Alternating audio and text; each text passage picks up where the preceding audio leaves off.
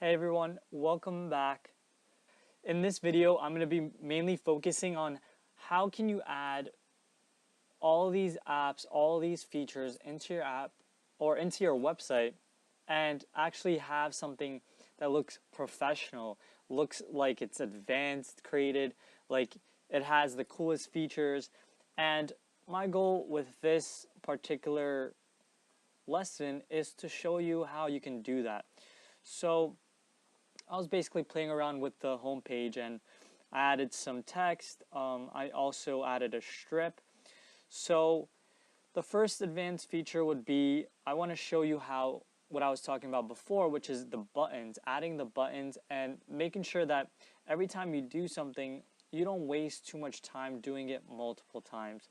If you can do it one time, that's the best. So I found this one. It looks like a nice button I can use. And let's say I wanted to explain my 123 services.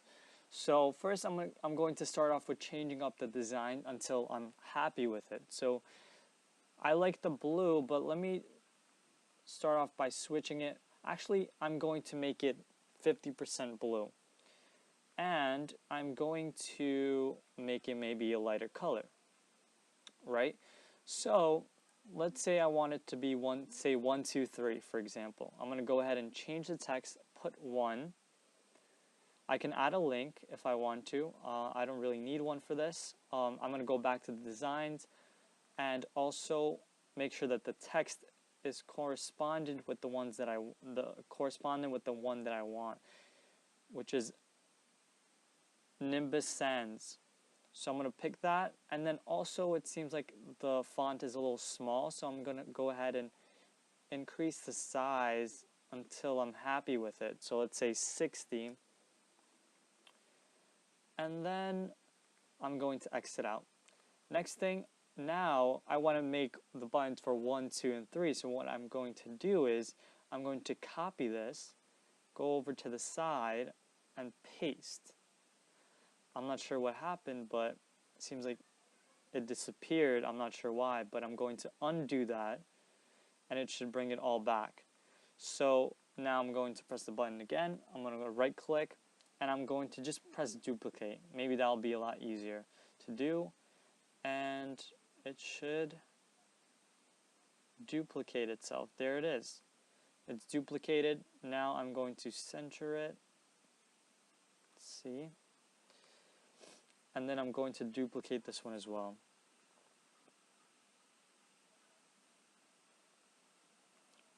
There we go. And now all I have to do is just change the text of it. So this is 2, and this is 3. Let's do 3. And that's it.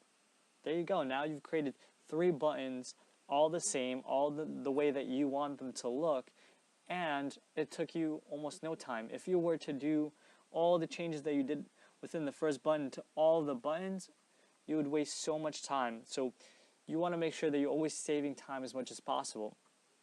Another thing you can do is, let's say these buttons you want to always be aligning with each other. You never want them to go too far apart. So first thing you want to make sure is that they're all aligned with each other. They're all in alignment, as you can see with the pink line. Next, you want to click on one, or you can even highlight it. So let's highlight it. And then you can press group elements. And basically what this does is it allows you to now, every time you move any button, all of the buttons move together. If it was ungrouped, all the buttons would move separately. And that's kind of frustrating if you just want to move them all together. So as you can see, let me click on it. Every time I click on anything, now all of them are moving together, which is so much better. If I were to ungroup them, I'll show you what happens. Ungroup the elements. Let's say I wanted to move all these together. I would have to click this, then I would have to move it all the way up, and it just would be too much of a hassle if I can just do it one time, group the elements, and then be able to move them whenever I want. So I'm going to put the center as if I have something here. And another thing is, as you saw, I made these buttons 50% transparent. So one thing you can do is now, since I have a strip here or a background, I can now go ahead and put an image or whatever I want into that area. And let's say I want to put, let's do Mountain Lake again. If I change the background, now you can see that these buttons, since they're 50% transparent, you can actually see the background of that picture, and the buttons look super professional now. Even if I go into preview, super cool. And all you had to do is make it 50% transparent.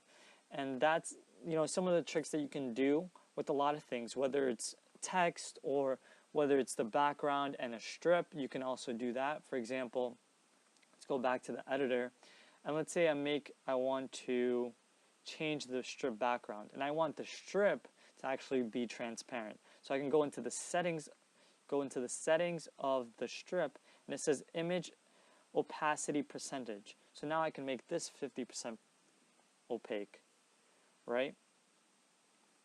And now if you actually had a nice background, then it would actually layer over that background.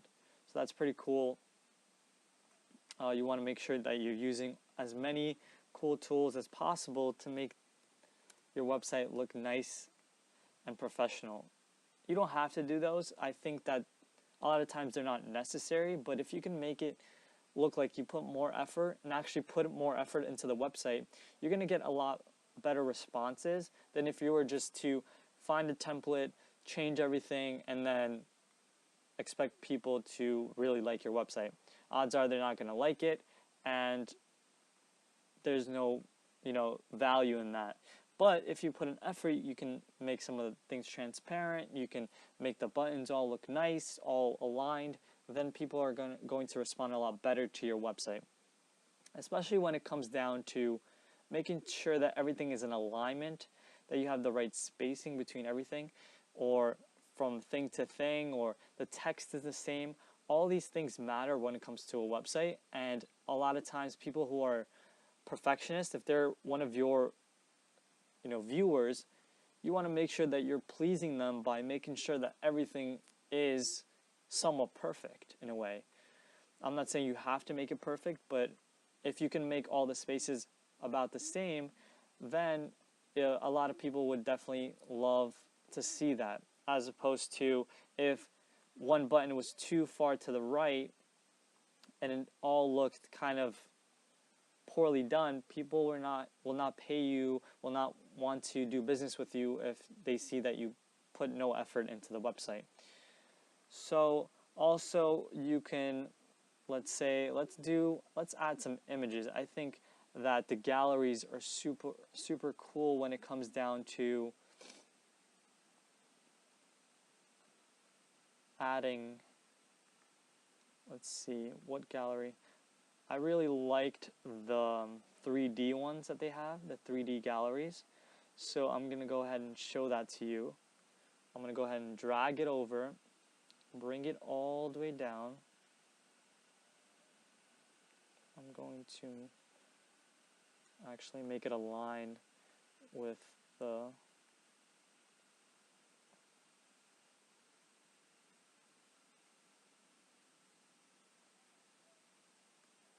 website. So something along this lines. I'm going for, I guess, the more strip and big type of look for the website. So as you can see, that's my goal with everything that I'm doing now. So now I'm going to go ahead and change the images. I would change it to the ones that I have or the ones that I want. I'm going to leave these for now so I can just show you exactly what you can do with this specific gallery. Then I'm going to go into settings. Now I want it to auto load, and let's see,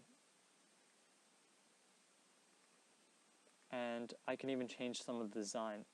I'm going to keep keep it the way that it is. I really like it. Maybe move this a little bit over. And then if I go into the preview, you can now start to see that it's going to create 3D effects for your website. I think that's super fun and cool to use for your website if you have really nice pictures.